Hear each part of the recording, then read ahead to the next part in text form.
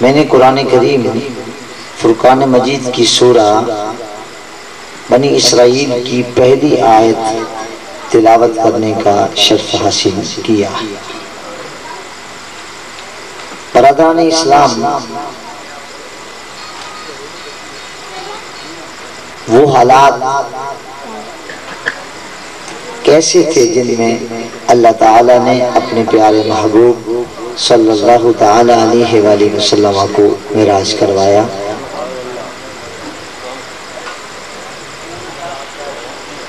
حضور پرنور صلی اللہ تعالیٰ علیہ وآلہ وسلم نے جب نبوت کا اعلان فرمایا تو پہلی وحی کے نازل ہونے کے بعد تقریباً 3 سال کا عرصہ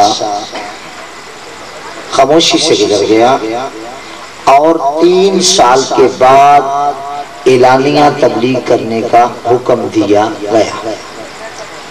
تو میرے آقا علیہ السلام اللہ تعالیٰ کے حکم کے مطابق کوہ صفا پر، جسے تورات نے فاران کہا، فاران کی چوٹی پر جلوہ گر ہوئے اور نام لے لے کر سرداران قریش کو بلایا اور اہل مکہ کو دعوت دی۔ جب وہ سارے لوگ جمع ہو گئے، اللہ کے حبیب علیہ السلام نے ان سے فرمایا کہ اے اہل مکہ، اگر میں تم سے یہ کہوں کہ اس پہاڑی کے پیچھے ایک لشکر جرار موجود ہے جو عنقریب تم پر حملہ کر دے گا، تو تم میری اس بات کے بارے میں کیا کہو گے؟ انہوں نے کہا کہ ہم آپ کی بات کو صحیح مان لیں گے۔ آپ نے ارشاد فرمایا، اچھا یہ بتاؤ کہ انا لبست فیکم 40 سنہ کیف انا فیکم، میں تم میں 40 سال گزار چکا ہوں، 40 سال تم میں رہا ہوں۔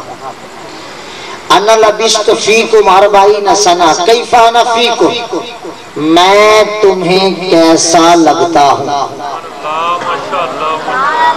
اب آپ اندازہ کریں کہ تبلیغ کا پہلا اجتماع ہے اور اللہ کے نبی نے صلی اللہ تعالیٰ علیہ وآلہ وسلم لوگوں کے سامنے اللہ کی توحید پیش کرنی ہے۔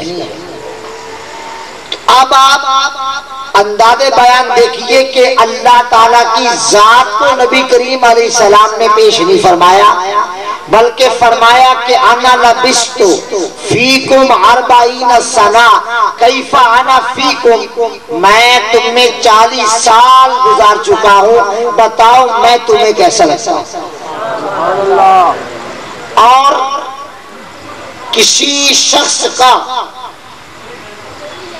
کسی بندے کا اپنے آپ کو بطور مثال پیش کرنا یہ بڑا مشکل کام ہے۔ کوئی کہہ سکتا تھا، کسی کونے سے آواز آ جائے کہ صاحب جب آپ 20 سال کے تھے تو کیا کیا، جب 25 سال کے تھے تو کیا کیا، لیکن اللہ کے نبی علیہ السلام نے فرمایا انا لبست فیکم 40 سنہ کیف انا فیکم، بتا دیا کہ میں اللہ کا پیغمبر ہوں اور اللہ کا نبی ہوں، اللہ کا رسول ہوں۔ اللہ کا رسول وہ ہوتا ہے جس کی ذات میں کوئی نقص، کوئی سقم، کوئی گناہ، کوئی کمزوری، کوئی عیب نہیں ہوتا، جو تمام نقائص سے پاک ہوتا ہے، وہی اللہ کا نبی ہوتا ہے۔ اپنے آپ کو پیش کیا، انا لبست فیکم 40 سنہ کیف انا فیکم، میں تمہیں 40 سال رہا ہوں، بتاؤ میں تمہیں کیسا لگتا ہوں۔ سب نے کہا انت صادق و امین، آپ صادق ہیں، امین ہیں۔ تو میرے آقا کریم علیہ السلام نے فرمایا یا ایھا الناس انی رسول اللہ الیکم جمیعا، اے لوگو میں تمہاری طرف اللہ کا رسول ہوں۔ اب ابو جہل، ابو لہب اور دیگر سرداران قریش نے ہاتھ اٹھا اٹھا کر تردید شروع کی، ہم نہیں مانتے آپ کو اللہ کا رسول، ہم نہیں مانتے آپ کو اللہ کا نبی، آپ غلط کہہ رہے ہو۔ تو نبی پاک علیہ السلام نے یہ سارا منظر آنکھوں سے دیکھا۔ لوگ تو سمجھتے ہوں گے نا کہ ادھر سرکار نے نبوت کا اعلان کیا ہوگا، ادھر لوگوں نے جلدی سے آگے بڑھ کر بیعت کی ہوگی، ہاتھ چومے ہوں گے، نذرانے دیے ہوں گے، اور میرے بھیا ایسا نہیں ہوا۔ مخالفت کا وہ طوفان کھڑا ہوا، اگر کوئی اور ہوتا تو کہیں پر روح پوش ہو جاتا۔ اللہ کے محبوب کی ہمت تھی کہ مقابلہ کیا۔ چنانچہ آپ دعوت و تبلیغ کا کام کرتے رہے اور 7 سال گزر گئے تو کفار مکہ نے آپ کو سوشل بائیکاٹ کر کے شیب ابی طالب میں محصور کر دیا۔ یہ 3 سال 8، 9 اور 10 اعلان نبوت یہ شیب ابی طالب میں محصور ہو کر گزرے۔ بی بی خدیجہ الکبریٰ رضی اللہ تعالیٰ عنہ کی طبیعت ناساز ہو گئی، حضرت ابو طالب کی طبیعت خراب ہوئی، اور ایک دن حضرت زبیر بن عوام رضی اللہ تعالیٰ عنہ، یہ رسول اللہ کے پھوپھی زاد ہیں، بی بی صفیہ کے بیٹے ہیں اور حضرت خدیجہ الکبریٰ کے بھتیجے ہیں، عوام بن خویلد کے بیٹے ہیں، اور حضرت ابو بکر صدیق رضی اللہ تعالیٰ عنہ کے داماد ہیں سیدہ اسماء بنت ابی بکر، انہی زبیر بن عوام رضی اللہ تعالیٰ عنہ کے نکاح میں تھی۔ بڑے خوبصورت جوان ہیں، گورا چٹا گلابی رنگ ہے، قداور جوان ہیں، شیب ابی طالب میں محصور ہیں۔ تو فرماتے ہیں کہ میں کبھی کبھی باہر کچھ کھانے پینے کی چیزیں لینے کے لیے نکلا کرتا تھا، تو ایک دن میں نکلا تو سرداران قریش نے مجھے دیکھا، مجھے دیکھ کر تو میرے پاس آ گیا، مجھے کہنے لگے کہ زبیر آپ کتنے خوبصورت ہو، کتنے جوان ہو، اپنی جوانی پہ ترس کھاؤ۔ اچھا، اب میرے بڑے خیرخواہ ہیں تو فرمائیے کیسے میری ہمدردی آ گئی آپ کو، کیسے میرا خیال آیا؟ کہنے لگے اگر آپ چاہتے ہو مال و زر تو ہم سرداران قریش جتنا مال کہتے ہو ڈھیر کر دیتے ہیں، اگر آپ چاہتے ہو کہ کسی سردار کے ہاں تمہاری شادی ہو جائے تو جدھر اشارہ کرو ہم اسی سردار کی بیٹی سے تمہاری شادی کروا دیتے ہیں، اگر آپ سردار بننا چاہتے ہو تو ہم میں سے کوئی سردار جس کی طرف تم اشارہ کرو وہ استعفیٰ دیتا ہے اور آپ اس کی جگہ سردار بنا دیتے ہیں۔ آپ فرماتے ہیں کہ میں نے کہا اتنے جو تم مجھ پر مہربان ہو رہے ہو تو آخر مجھے اس کے جواب میں کیا کرنا ہوگا؟ انہوں نے کہا کچھ بھی نہیں، جا کے محمد صلی اللہ علیہ وآلہ وسلم کو کہہ دو کہ جی میں آپ کے ساتھ نہیں چل سکتا، آپ کی وجہ سے ہمیں مشکلات آئی ہیں اور تکلیفیں آئی ہیں، کھانے کو روٹی نہیں مل رہی، لوگوں نے حقہ پانی بند کر رکھا ہے، لہذا میں آپ کا ساتھ نہیں دے سکتا۔ حضرت زبیر کہتے ہیں کہ میں نے کہا کہ اچھا تم اپنی جو بکواس کرنی ہے کر لو تو جواب تمہیں دیتا ہوں۔